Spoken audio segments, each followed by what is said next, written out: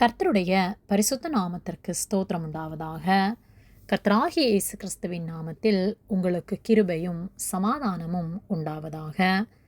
இந்த நாளுக்குரிய தியானத்திற்கான தேவ வார்த்தை யாத்ராகமம் அதிகாரம் 14 வசனம் 14.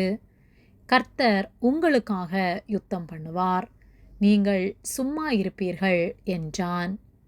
பிரியமானவர்களே, கர்த்தருடைய பிள்ளைகளாகிய நாம் ஏதோ ஒரு போராட்டத்தில் போராடி கொண்டிருக்கின்றோமா?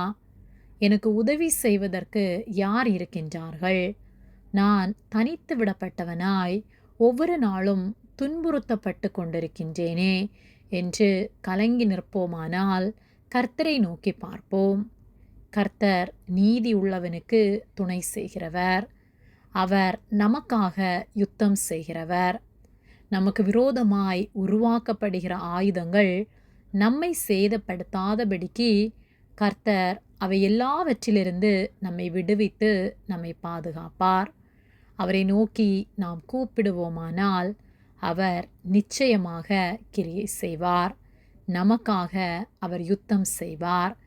நாம் அவரை துதித்து ஸ்தோத்தரித்து அவரையே நம்பி பரிசுத்தமுள்ளவர்களாக இருப்போமானால் நம் வாழ்வில் அவர் பெரிய காரியங்களை செய்வார்.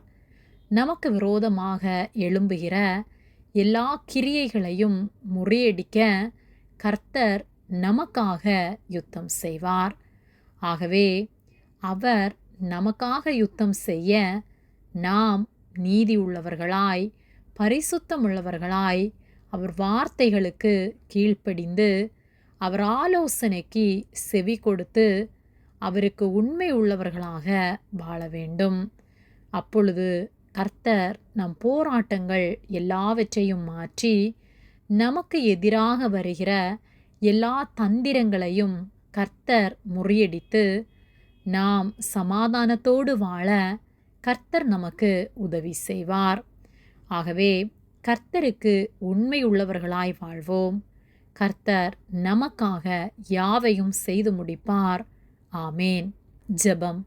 எங்களை அதிகமாக நேசித்து வழிநடத்தி வருகிற எங்கள் அன்பின் பரிசுத்த பிதாவே, இந்த நாளையும் நாங்கள் காணும்படியாக நீர் எங்களுக்கு ஜீவனை தந்து தயவு பாராட்டி எங்களை பாதுகாத்து பராமரிக்கிற உம்முடைய அன்பிற்காக நாங்கள் உமக்கு நன்றி செலுத்துகின்றோம். நாங்கள் தியானித்த வார்த்தையின்படியே நாங்கள் ஒவ்வொரு நாளும் உமக்கு உண்மை உள்ளவர்களாய் வாழ பரிசுத்தத்தோடு வாழ எங்களுக்கு உதவி செய்யும்படியாய் ஜெபிக்கின்றோம். எங்களுக்காக நீர் யுத்தம் செய்வதற்காக நன்றி செலுத்துகின்றோம். எங்களுக்கு விரோதமாக இருக்கிற எல்லா போராட்டங்களையும் நீர் எங்களுக்காக முறியடித்து நாங்கள் சமாதானத்தோடு வாழ நீர் எங்களுக்கு உதவி செய்வதற்காக நன்றி செலுத்துகின்றோம். எங்களை உம்முடைய கரத்திலே தாழ்த்துகின்றோம். இயேசுவின் நாமத்தில் ஜெபிக்கின்றோம் ஜீவனுள்ள நல்ல பிதாவே, ஆமேன். கர்த்தர் உங்களை ஆசீர்வதிப்பாராக.